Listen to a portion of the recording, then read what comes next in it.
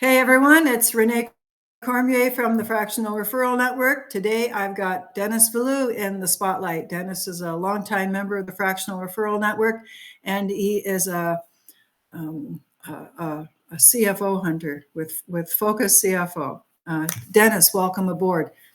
Tell us a little more about what you do and what kind of work you do as a fractional. All right, thanks, Renee. I'm very excited to be here today, and I focus very specifically in on the finance world within the fractional ecosystem. Really, both finding small business clients for those CFOs and also finding the CFOs themselves and matching the two of them up. Okay, so it's not really recruiting. How does it differ? It differs really, I think, in who the normal candidate is for us, right? We're all independents here in the fractional world, and specifically in the Focus CFO fractional world. So most of the people are in a certain phase of their journey in their career, and that really revolves around not necessarily wanting to work full time and not ready to retire. And so the fractionals can come out and really work as much or as little as they want. And in my role, kind of placing them, I really don't care. I just need them to tell me how much work they want, and then I'll put them with enough clients to fill up their schedule. Very good.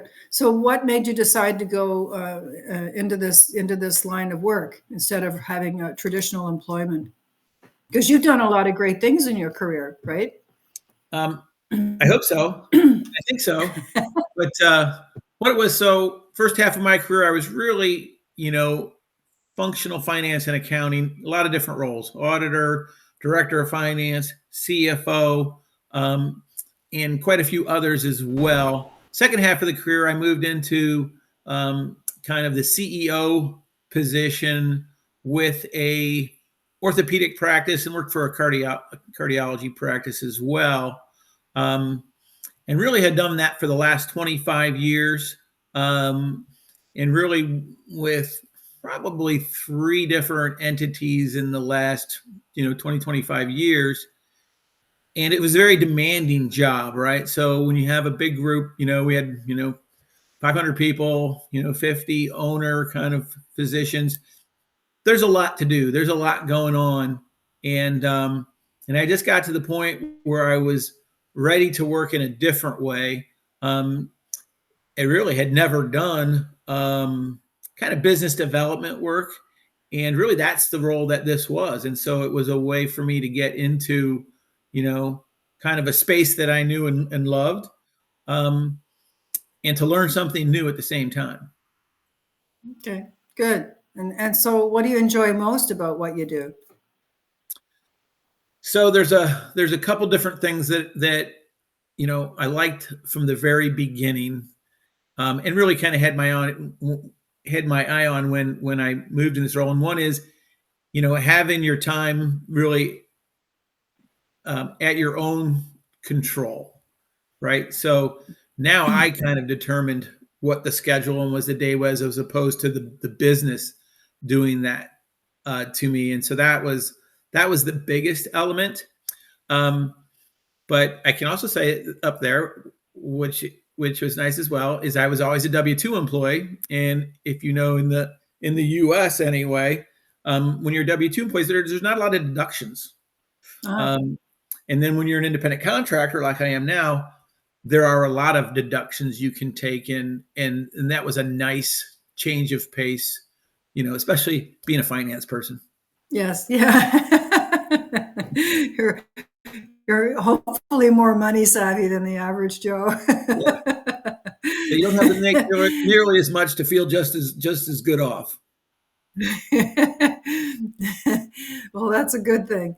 That's one of the benefits I like about self-employment too, even in Canada, that you get to, you get to keep a little more than you would if you were somebody's employee. So there's a balance, right, between the steady paycheck and being your own person, being in charge of your time and running your own day.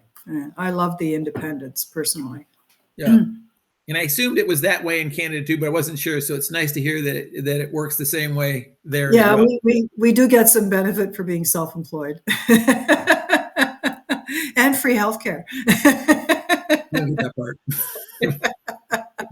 No, at least we never have to pay. Well, we pay. Either way you pay, but Yeah. it's not a $20,000 hit or whatever. I don't know. No, Somebody, you're in the ballpark there. am I in the ballpark? Yeah. You're in the ballpark there. Yeah. Anyway, where am I? Okay, and tell me, what's one challenge you're working through right now?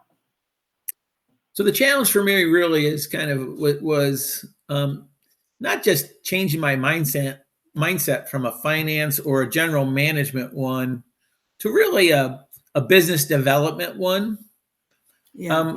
But it was also creating a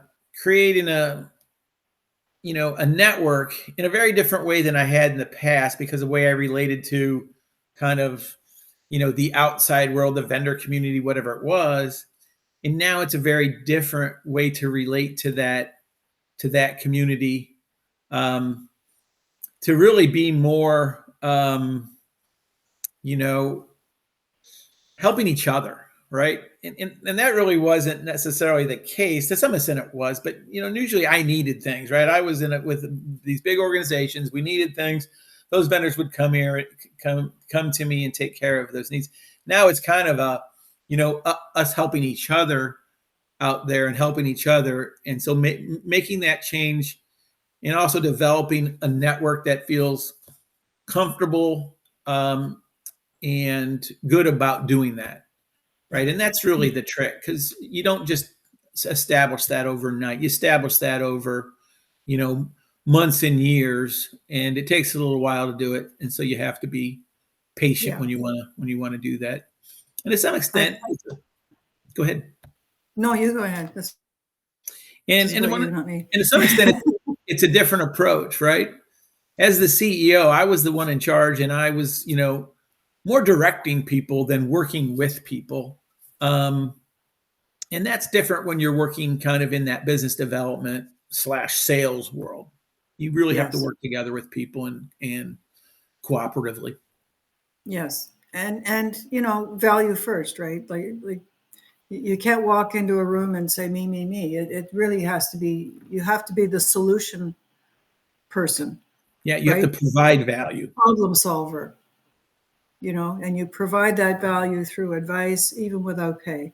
And then hopefully that leads to something. It helps you build your credibility. It helps you, build trust with people, because people will only refer you or hire you if they know you, like you, and trust you. So, they have to, those are key elements. You won't go very far if you're not willing to talk to people, if you're not willing to prove yourself. If you're, if you're not willing to be likable, you have to put it out there. There are a lot of people that join networking groups and so on, and you probably have seen it plenty of times. You go to an event or whatever somewhere, and it's full of people. Everybody selling, and nobody giving anything. They're not interested in helping anyone. They're all salivating. Feed me, but they haven't done anything. And even if you have, like, we don't all have 10 people in our pocket that we can just hand out referrals to, So it's, if you've got a client that you're working with, and you've gained the trust of that client, you're not going to just blow it by giving a referral to someone you don't know. You don't know anything about their level of integrity or how they work or their competency level. like referrals are not Smarties, they're not like little candies you give out to people. they're they are your credibility on the line. So if you're going to give a referral, you have to give it to somebody in really good faith, and you don't want to blow anyone to blow that for you, ruin your reputation with your client because they didn't show up for meetings or didn't hit their KPIs or whatever, right? So 100% on the all that. the importance of networking and getting to know people and making sure people are very clear about the problems you solve. If you can't articulate them yourself, no one is going to be able to do it for you.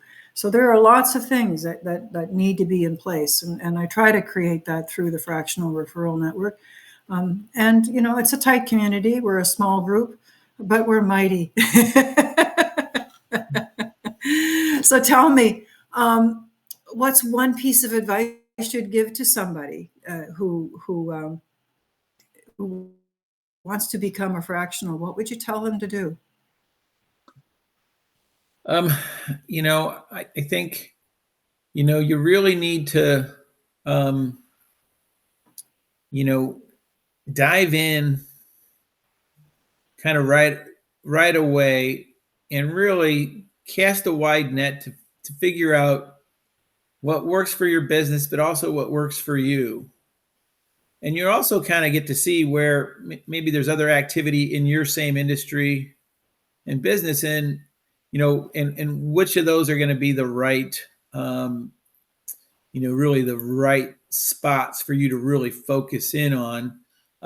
Sometimes there's a lot of competition in a specific space, and there's another area that's less tapped. So I always say, well, if you have to choose, go for the one that's less tapped in. So it's really taking a very kind of big holistic view of the market, and then throwing the kind of keeping the pieces that really work for you.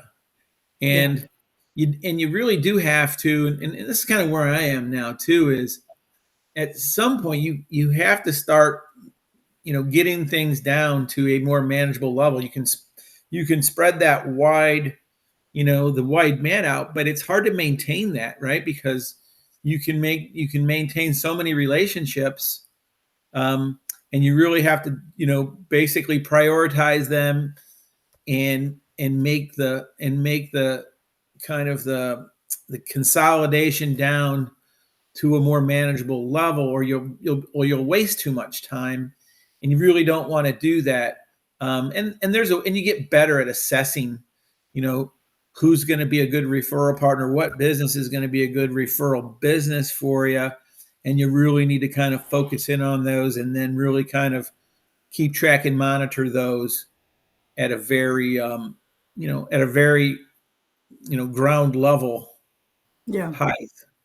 I always tell people, focus on your superpower. Like, what are the one thing that you're really, really good at? That's the thing that you can enjoy doing, and you can be known for.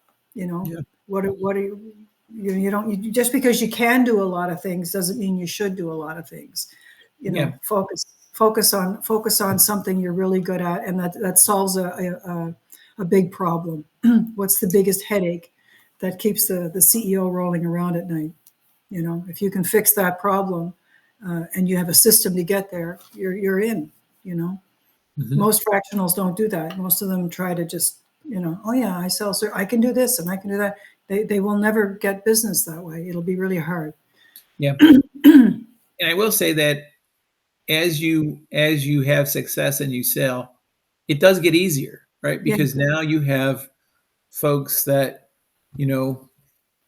that will help market for you if they've liked what you've done for them, right? And that makes it so much easier, because now they're giving you those, and those are the best leads you can have, right? I mean, absolutely. Referrals of people who did business with you, that's the grail.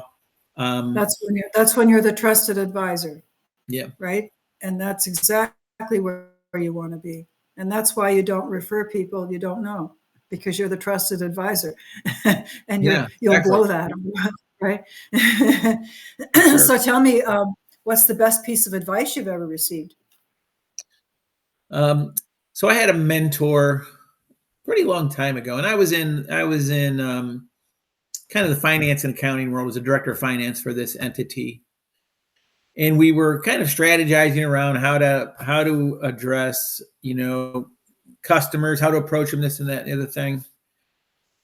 And my mentor kind of said to me, he says, "Look," he goes, "here's what I advise." He's like, you can come up with all kind of schemes and ways to present things. He goes, "But I find that the easiest one is just give them the absolute truth and transparency." He's like, then you never have to worry about what you told them and what it was. And isn't that the right way to do business anyway? Saying, hey, here's what it is, not trying to hide anything. Here's some of the warts as well as the good things, and and that was really it. And really kind of saying that, look, it's the easiest to use, so why don't we start with that and use that and let that be the what we use, the unvarnished truth, let's say, versus creating a story or a scenario for it. Well, people can smell deception, most people, right? And if that is the case, if you again, like, and trust, you're violating trust. If and this, I always get after people. they build their websites and they put phony reviews on their website. Like, why would you do that? It's like, you don't have a review, leave it. They don't even notice. Nobody cares. But if you've got reviews that look like phony people, and you've got, there's one that I always see that's got the 5 stars. Like, you've got 6 5-star reviews from people who don't even have proper names. Mary C. Something executive. And like, first of all, do you think your customers are stupid? And secondly, why would you undermine your credibility like that? And you will not get business from people. If anyone looks at your website and they see that kind of crap on there, you're done. They're never gonna trust you. If you don't have a referral to give, then don't give one. It's okay. You can find other ways to get around that and build credibility in other ways. It doesn't have to be because you have a million satisfied customers. When you've never had a customer, you don't have anybody that you can put there. So leave it. Don't add what you don't have. What you don't have a bank of people to give you referrals. Don't post referrals that don't, or testimonials, or rather, just don't. Anyway, thank you, Dennis. Anything else you'd like to add for everybody? Where can we find you other than the Fractional Referral Network? We can find you on LinkedIn. We can find you at your website. Yep, you can find me on LinkedIn. Our website is focuscfo.com. Find me out there, and you'll find me in Detroit if you happen to be in the Detroit metro area. Okay, beautiful. And you focus on companies in the Detroit area, or do you go anywhere else? I do go other places, but I do focus on, first and foremost, the Detroit metropolitan area. But if I, have somebody that I know or lead from another market, I'll go after that market as well. Okay. But most of one of these days I'll paddle across the river. Yeah, not too far away, right? Probably 3 or 4 hours. Yeah, about 3 hours. Less than that even from where I am. Yeah, about 2.5 to 3 hours. Yeah. And I need to make it back to Toronto sometime. It's been a long time since I've made it to Toronto, and it's a wonderful city. If you're in my hood, let me know. We'll have a lunch or something. Okay, thanks so much, Dennis. I will talk to you soon. Thank you, Renee. Have a great day.